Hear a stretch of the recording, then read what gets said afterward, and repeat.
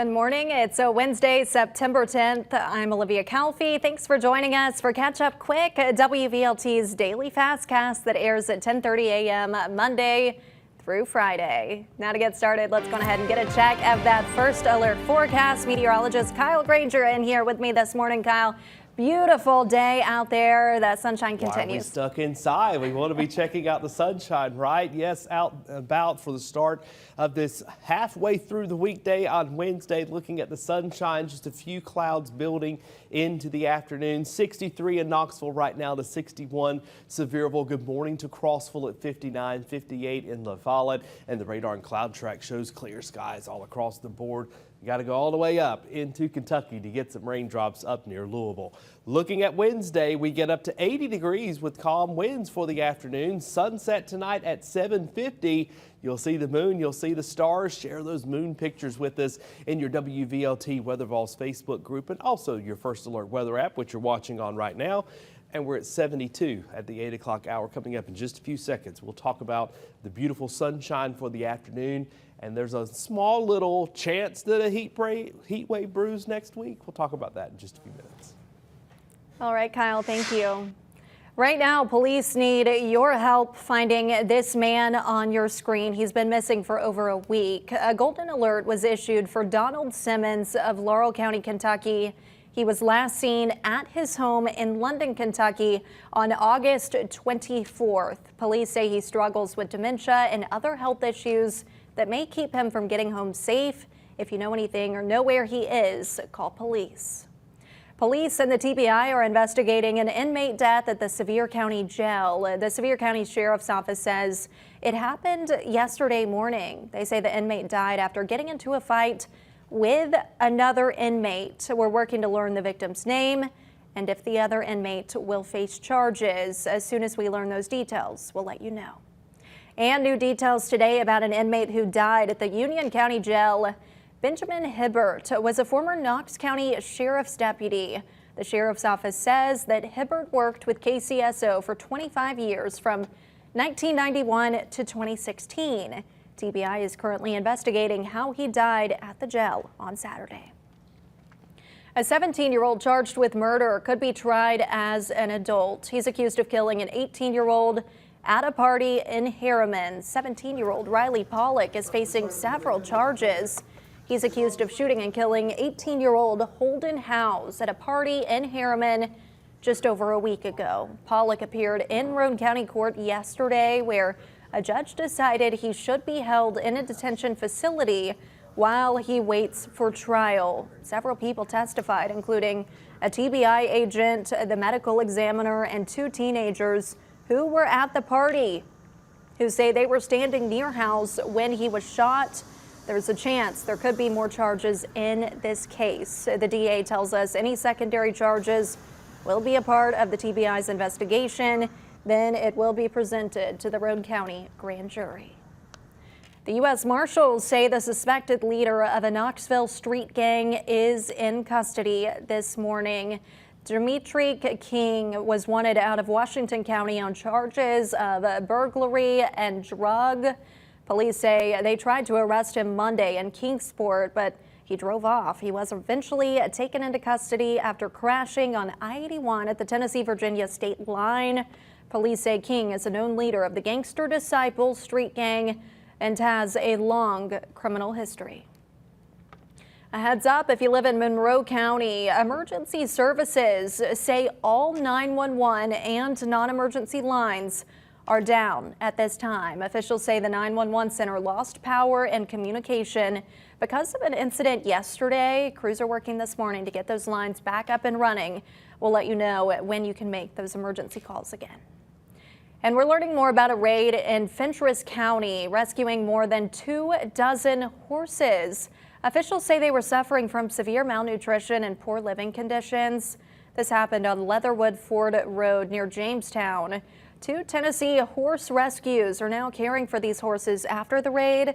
Horse Haven of Tennessee and East Tennessee and Volunteer Equine Advocates in Middle Tennessee both responded to a campground and stables. That's where the Sheriff's Office says 25 horses and 2 ponies suffering from severe malnutrition and poor living conditions. All of the animals are now receiving veterinary care. A popular playground in Anderson County will be demolished soon. Mayor Terry Frank says the Claxton Kids Palace Playground is at the end of its life. The County Conservation Board voted to remove the existing playground by the end of the year. Mayor Frank also says an easement for the land it's currently on will not be renewed. TVA officials will be responsible for removing the playground. Your First Alert forecast with meteorologist Kyle Granger.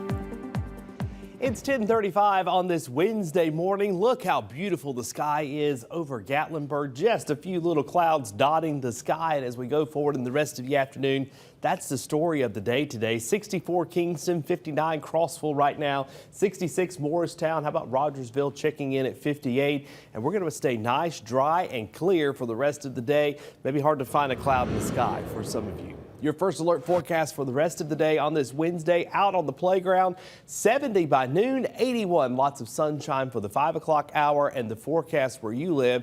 82 in Knoxville to 80 Pigeon Forge, 78 Morristown, 83 Kingston. Down to the south we go, 82 Madisonville, Etowah, Athens, 83 Spring City, 79 Crossville to Jamestown, 80 for Williamsburg to 79 in Barberville. And we move from Morristown to Newport, 78 as well as Rogersville and 77 in Hartford. Out your backyard this evening. Oh, what a great evening. Maybe just make a ham and cheese sandwich and get a glass of fresh iced tea or fresh lemonade to watch that sunset.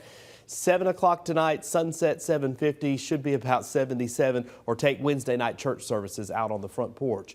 Mostly stars tonight with those stars coming out, and we'll have some moon as well. You can take some pictures and share in your First Alert weather app for us. On your bus stop forecast for this Thursday, we're seeing another cool start to the day. 58, the sunshine and clouds.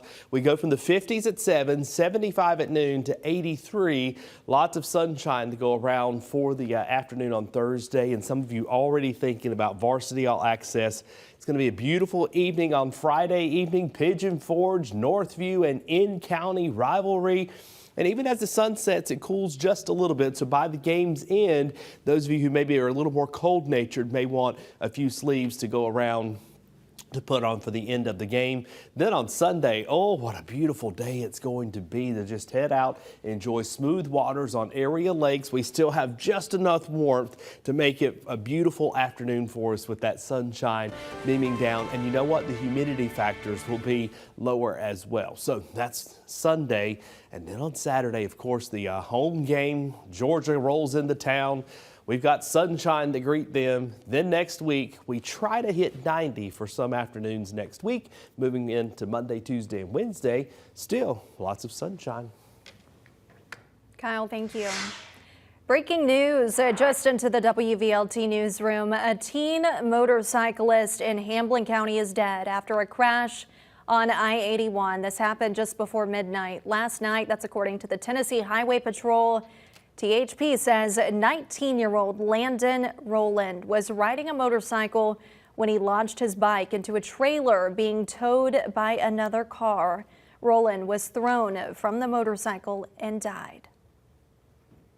An event talking about the future of Chilhowie Park was held Tuesday night. The city is considering selling a portion of the land to Emerald Youth to build a sports complex. Last night's open house happening at the Haslam Sampson Ministry Complex off Texas Avenue, a similar project that was built several years ago. Emerald Youth offering folks a guided tour along with giving people a chance to ask questions. Emerald Youth says the complex it's proposing to build in East Knoxville would follow the same model used in Lonsdale and allow Emerald Youth to serve hundreds of additional kids each year. The next public meeting is next Monday at the Davidson Community Center gym off Wilson Avenue. And check this out, some big names coming to Knoxville's Big Ears Festival next year. Led Zeppelin's Robert Plant and Talking Heads' David Byrne headline this year's festival that is happening next March. This is the 13th year for the festival with nearly 250 performances planned across 20 Knoxville venues. Those passes go on sale to the public tomorrow.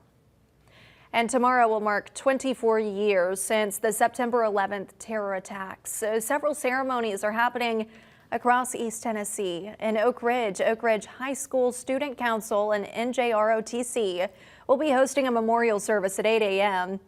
And here in Knoxville, members of UT's Army ROTC and Air Force ROTC will be up bright and early for a memorial stair climb. City officials will then host a wreath-laying ceremony at 8:40 in the morning. It'll be in the front lawn of the City-County building. Following that, first responders will hold a stair climb at Covenant Health Park to honor the victims. That will start at 9:30. We all know during sporting events, fans can get a little heated, but it's now a reason a Sevier County teacher is facing assault charges.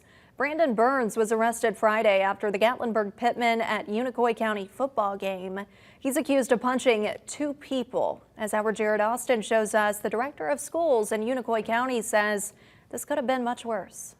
A competitive high school football game can stretch beyond the playing field. There had been a little bit of jawing back and forth, with fans, which is unfortunately not uncommon. And sometimes calls don't go your way. So I think tensions were elevated, in the stadium. Those tensions would extend beyond the game, not by players or coaches, but some fans. So as I was almost across the field, somebody yelled at me and said, there's a fight back this way. So I turned around, ran to the other side of the field, and at that point, the fight was basically over. That fight leaving 44-year-old Brandon Burns, a teacher and parent, facing assault charges. He's accused of throwing two punches at two different people.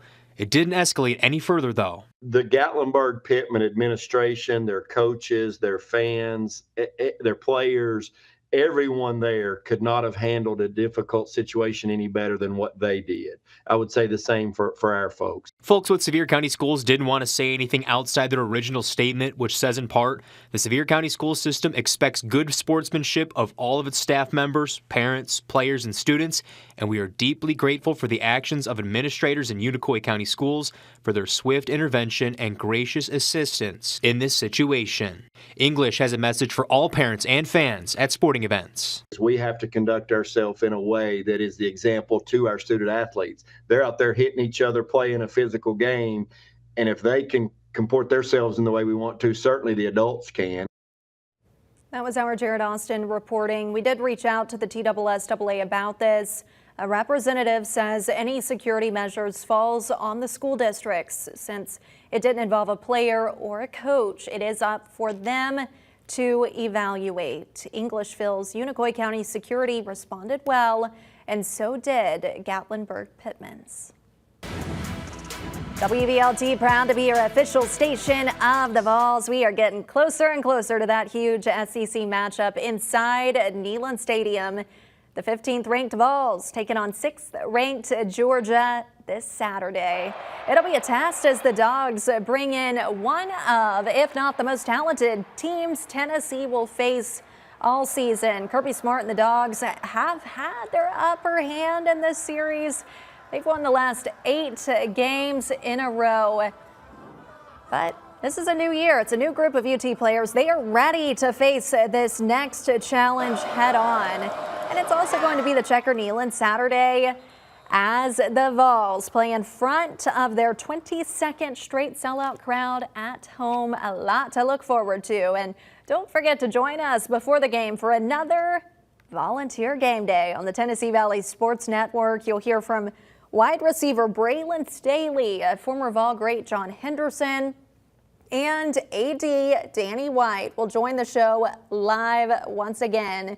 Join Voice of the Vols Mike Keith, VFL Heath Schuler, and our very own Brittany Tarwater on Saturday at 1:30, 2 hours before kickoff on the Tennessee Valley Sports Network.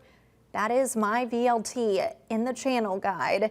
You can also come watch the show live just outside Gate 9 at Neyland Stadium.